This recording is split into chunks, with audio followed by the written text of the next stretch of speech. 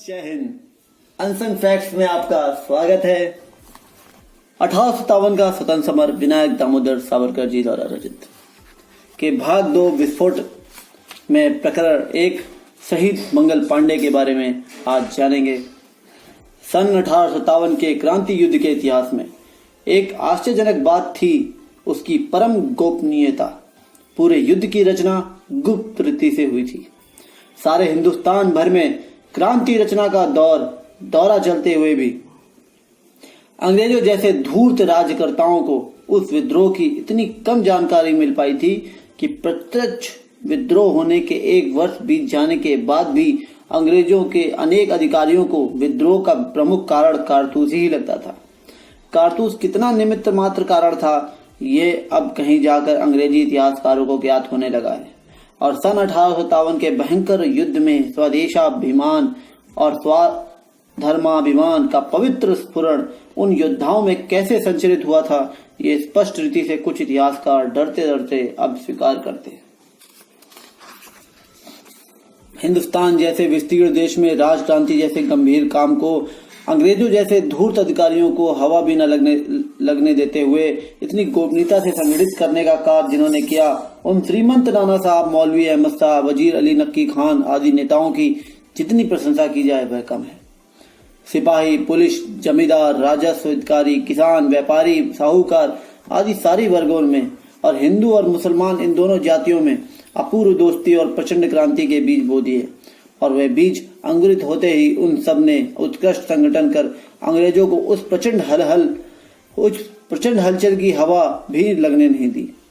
यह गुप्त संगठन पूर्ण आकार ले पाए इससे पहले बंगाल में सरकार ने सिपाहियों पर नए कारतूस बलजोरी से डालना प्रारंभ कर दिया। पहले 19वीं बटालियन पर प्रयोग किया जाएगा ऐसा रंग दिखने लगा। बंगाल में फरवरी माह में सारी पलटनों की अपेक्षा 34वीं पलटन राजक्रांति के लिए अति उत्सुक हो गई थी। इसी 34वीं पलटन का मुख्यालय बैरकपुर में होने से और वजीर अली नक्की खान उसके पास कलकत्ता में होने से उन्होंने सारी पलटन को शपथ पूर्वक राजक्रांतिकार से जोड़ लिया। इस पलटन की कुछ टुकड़ियां 19वीं पलटन में भेजी गई थी। इस कारण उन टुकड़ियों ने 19वीं पलटन को भी राष्ट्रकार में खींच लिया। परंतु परिस्थिति ये हो गई कि राजक्रांति की प्रचंड घटना की बिल्कुल भनक न लगने, अंग्रेज अधिकारियों को उसकी कोई जानकारी न होने से उन्होंने इस 19वीं पलटन पर ही कारतूस का पहला प्रयोग किया। परंतु वे कारतूस लेने से वह पलटन खुले रूप से मुकर गई और समय आया तो शस्त्र उठाने तक का अपना निश्चय किया। यह प्रकट किया वह कृत्य देखते ही हमेशा की तरह अंग्रेजों ने नेटिवों को धौस पट्टी दिखाना चालू किया। परंतु अब वहां पहले के नेटिव नहीं थे। ये बात उस पलटन में हो रही तलवारों की खनखनाहट से जल्द ही गोरे अधिकारियों की समझ में आ गई। अब ये मान भंग चुपचाप पी जाने के सिवाय दूसरा रास्ता नहीं था, क्योंकि उस सारे प्रदेश में ऐसी एक भी पलटन नहीं थी जो इस नेटिव सेना को नियंत्रण में रख सके। ये बाधा दूर करने के लिए मार्च के प्रारंभ में ब्रह्मदेश में स्थित फिरंगी पलटन कलकत्ता लाई गई और 19वीं पलटन को निशस्त्र कर काम से हटाने का आदेश जारी हुआ। इस आदेश पर कार्रवाई बैरकपुर में की जाए ये निश्चित किया गया। अपने बंधुओं को अपनी आंखों के सामने दंडित किया जाएगा ये सुनकर भी शांत रहने वाला बैरकपुर नहीं था। वहां स्वतंत्रता की ज्योति हर तलवार में चमकने लग गई थी, परंतु इन सबसे अधिक मंगल पांडे की तलवार म्यान में अधीर हो रही थी। 19वीं पलटन की तरह ही 34वीं पलटन को भी समय आते ही कंपनी की नौकरी को लात मार कर निकल जाने की इच्छा थी। इसलिए 19वीं पलटन को कंपनी अपने आप ही निकाल रही है। यह बहुत बढ़िया हो रहा है, ऐसा सारे स्वदेशाभिमानियों को लग रहा था। सब ओर का एकमत होने तक एक माह रुका जाए, ऐसा चतुर नेता कह रहे थे। और सारे हिंदुस्तान में अलग अलग पलटनों में कौन सा दिन निश्चित किया जाए, इसके लिए बैरकपुर में संकेत भाषा में पत्र भी भेजे गए थे। परंतु मंगल पांडे की तलवार को धीरज कौन बंधाए। मंगल पांडे ब्राह्मण कुल में जन्मा और छात्र धर्म में दीक्षित हट्टा कट्टा जवान था। स्वधर्म पर प्राणों से अधिक निष्ठा रखने वाला, आचरण से सुशीलवान, स्वभाव से तेजस्वी और आयु से तरुण मंगल पांडे की पवित्र रक्त में देश स्वातंत्र की विद्युत चेतना प्रवेश कर गई थी। फिर उसकी तलवार कैसे धीरज रखे। शहीदों की तलवार को भी कभी धैर्य रहता है क्या। जय पराजय की रत्ती भर भी परवाह न करते हुए अपनी तत्वनिष्ठा पर जो स्वयं के रक्त का अभिषेक करते हैं, ऐसे ही लोगों के सिर पर बलिदानी मुकुट झिलमिलाता है। और इस निष्फल से लगते उस रक्त से ही विजय की मूर्ति प्रकट हुआ करती है। अपने स्वदेश बंधुओं का अपनी आंखों के सामने अपमान हो, ये बात मंगल पांडे के अंतरंग को अथाह पीड़ा देने लगी और अपनी रेजिमेंट उसी दिन विद्रोह करे वह ऐसा आग्रह करने लगा। गुप्त समिति के नेता आज विद्रोह करने की को अनुमति नहीं दे रहे हैं, ऐसा ज्ञात होते ही उस जवान का साहस रुकना दुष्कर हो गया। उसने लपक कर अपनी बंदूक उठाई और मर्द हो वो उठो ऐसी गर्जना करते हुए परेड मैदान में कूद पड़ा। अरे अब पीछे क्यों रहते हो भाइयों, आओ टूट पड़ो, तुम्हारे धर्म की सौगंध है, चलो अपनी स्वतंत्रता के लिए शत्रु पर टूट पड़ो। ऐसी गर्जना करते हुए अपने स्वदेश बंधुओं को अपने पीछे आने का आह्वान करने लगा। ये देखते ही सार्जेंट मेजर हुसैन ने सिपाहियों को मंगल पांडे को पकड़ने का आदेश दिया, परंतु अंग्रेजों को आज तक मिले देशद्रोही सिपाही अब बचे नहीं थे। उस सार्जेंट का आदेश उसके मुंह से निकलने पर एक भी सिपाही मंगल पांडे को पकड़ने नहीं हिला और इधर मंगल पांडे की बंदूक से सन्न सन्न करके निकली गोली ने उस हुसैन का सब तत्काल भूमि पर पटक दिया। ये गड़बड़ हो ही रही थी कि इतने में लेफ्टिनेंट बा भी वहां आ गया। इससे पहले कि उसका घोड़ा नाचते नाचते आगे सरकता, मंगल पांडे की बंदूक से दूसरी गोली छूटी और वह उस घोड़े के पेट में घुसते ही घोड़ा लेफ्टिनेंट को लेकर धड़ाम में गिरा। मंगल पांडे को बंदूक भरने का अवसर मिले इसके पहले ही धूल में पड़े उस लेफ्टिनेंट ने अपनी पिस्तौल निकाल ली। ये देखते ही मंगल पांडे ने तिल भर भी डगमगाए बिना अपनी शमशीर निकाली। बा ने पिस्तौल चलाई पर गोली चूक गई और वह तलवार निकाले इसके पहले ही मंगल पांडे की तलवार का वार हुआ और बा मिट्टी सूंघने लग गया।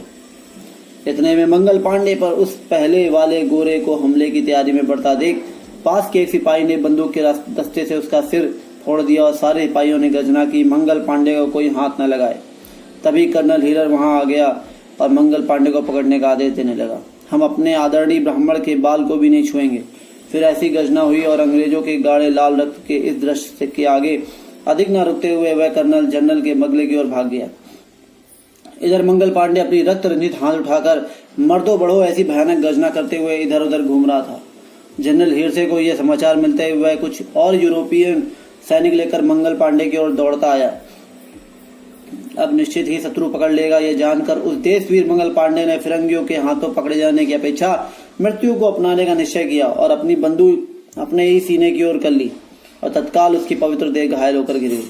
तुरंत उस घायल युवक को अस्पताल ले जाया गया और उस एक सिपाही ने जो बहादुरी दिखाई उससे लज्जित होकर सारे अंग्रेज अधिकारी अपने अपने तंबू में चले गए। ये सन 1857 के मार्च की 29 तारीख थी। मंगल पांडे का कोर्ट मार्शल कर जांच पड़ताल हुई। उस जांच में वह अन्य षड्यंत्रकारियों के नाम बताए। इसके लिए बहुत प्रयास हुए परंतु उस तेजस्वी युवक ने वह किसी के भी नाम बताने को तैयार नहीं है। यह उत्तर दिया। उसने यह भी बताया कि मैंने जिन पर गोलियां चलाई उन अंग्रेज अधिकारियों से मेरा किसी तरह का व्यक्तिगत द्वेष नहीं था। यदि व्यक्तिगत द्वेष होता तो उनकी हत्या खून मानी जाती। मंगल पांडे का मंगल नाम शहीदों की सूची में न जाकर खूनी मनुष्यों की सूची में डालना पड़ता, परंतु मंगल पांडे का वह साहस सिद्धांतों के लिए था। स्वदेश और स्वधर्म की रक्षा के लिए सुख दुखे समय कृत्वा मंगल पांडे की तलवार म्यान से बाहर निकली थी। स्वदेश और स्वधर्म का अपमान देखने से मृत्यु भली है, यह वज्र निश्चय करके ही वह बाहर निकला था। इस कार्य में जैसी उसकी स्वदेश भक्ति और स्वधर्म प्रीति दिखाई दी वैसा ही उस युवा की तलवार का पानी भी दिखाई दिया। ऐसे युवा को फांसी का दंड सुनाया गया। दिनांक 8 अप्रैल उसकी फांसी के लिए तय हुआ।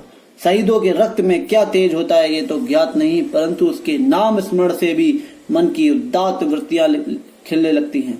परंतु जिनकी दृष्टि को मंगल पांडे के प्रत्यक्ष दर्शन का लाभ हुआ था, बैरकपुर के ऐसे सारे नागरिकों के हृदय में उसके प्रति दिव्य प्रीति उत्पन्न हुई हो तो इसमें क्या आश्चर्य। उस सारे बैरकपुर शहर में मंगल पांडे को फांसी देने के लिए एक भी जल्लाद नहीं मिला।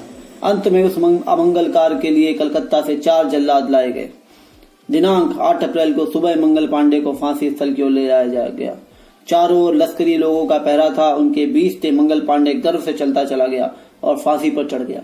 मैं किसी के नाम नहीं बताऊंगा, ये एक बार फिर से कहते ही उसके पैर के नीचे का सहारा निकाल लिया गया और मंगल पांडे की देह से उसकी पवित्र आत्मा स्वर्ग चली गई। इस तरह सन 1857 के क्रांति युद्ध की पहली भिड़ंत हुई और इस रीति से उस क्रांति युद्ध का पहला शहीद स्वर्गवासी हो गया, जिसके रक्त से सन 1857 की शहादत की नदी का उद्गम हुआ। उस देशवीर धर्मवीर मंगल पांडे का नाम हर एक कंठ एवं हृदय में अक्षय बना रहना चाहिए। सन 1857 में हिंदुस्तान के स्वतंत्रता बीज में अंकुर फोड़ने के लिए मंगल पांडे ने अपना उष्ट रक्त सबसे पहले अर्पित किया। उस स्वतंत्रता की फसल आगे पीछे कभी लड़ा उठी हो तो उसके पहले नवेद का अधिकारी मंगल पांडे है। मंगल पांडे नहीं है, पर उसका चैतन्य सारे हिंदुस्तान में फैला हुआ है। और जिस सिद्धांत के लिए मंगल पांडे मरा, वह सिद्धांत चिरंजीवी हो गया। मंगल पांडे ने सन 1857 के क्रांति युद्ध को अपना रक्त दिया। इतना ही नहीं, अपितु उस क्रांति में जो जो स्वदेश और स्वधर्म के लिए लड़े, उन सबको पांडे उपाधि लगाने का प्रयत्न शुरू हो गया। और इसलिए ये नाम हर माता अपनी संतान को स्वाभिमान बताने लगी। मंगल पांडे में बस इतना ही। अगली बार देखेंगे मेरठ के बारे में कि क्या विनायक दामोदर सावरकर जी ने लिखा है। नमस्कार, जय हिंद।